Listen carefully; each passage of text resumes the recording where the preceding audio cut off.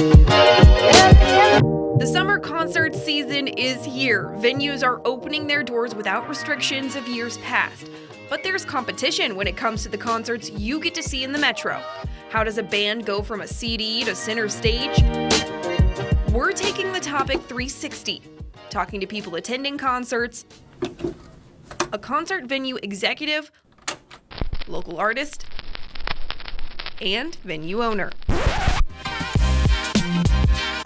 Live music is the best thing ever. See a whole lot of concerts, all different types, all different kinds. Fans are pulling out all the stops, hopping from venue to venue, hearing their favorite hits after a slow post-pandemic start. I'm just very excited, finally get to do all these plans that I've had.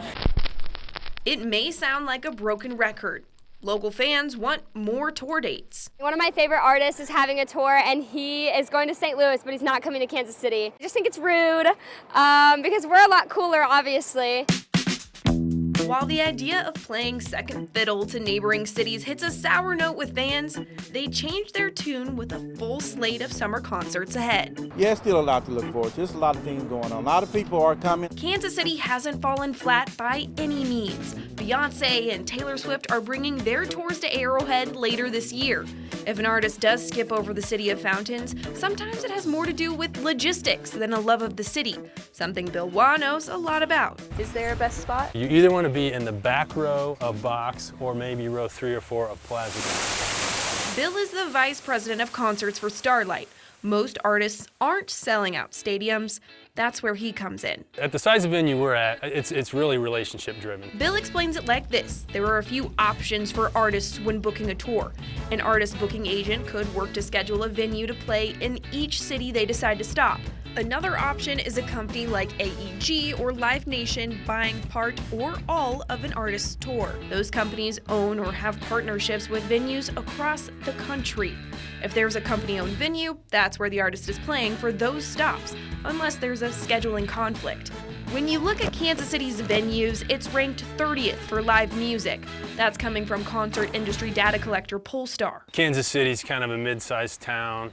There are a lot of great things about that, and certain artists are going to just be a better match for that. Cities like Omaha and St. Louis are right behind Kansas City in the rankings. Bill says the competition makes sense from an artist's perspective. Some bands, they really focus on the Midwest, and we know that they're going to play here every time. Some are the opposite. Some it's just a way to get from one side of the country to the other.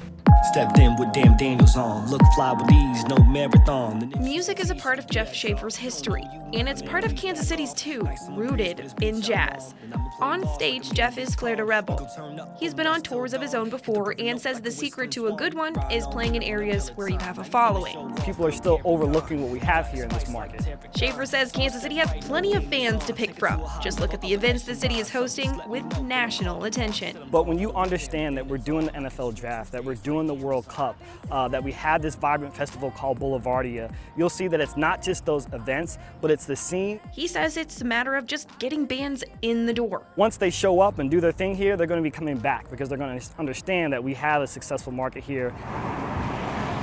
Located in the Crossroads District, Grinders owner Stretch says Kansas City is a must-play for many of the artists he works with. It's really a crossroads between all destinations, so people want to come to Kansas City and have to come through Kansas City. In more than a decade, Stretch has seen their backyard-style concert audience grow. But a big production, even at the largest venues, doesn't mean there's a big payout. Everyone always thinks there's huge money behind this stuff. It takes huge money to do it with a little profit. So there must be a love for live music to keep the tables turning. Go out and support live and local, man. That's what keeps everybody going. No matter which artist stops by, Kansas City's summer soundtrack is already playing. Abby Dodge, KSHB 41 News.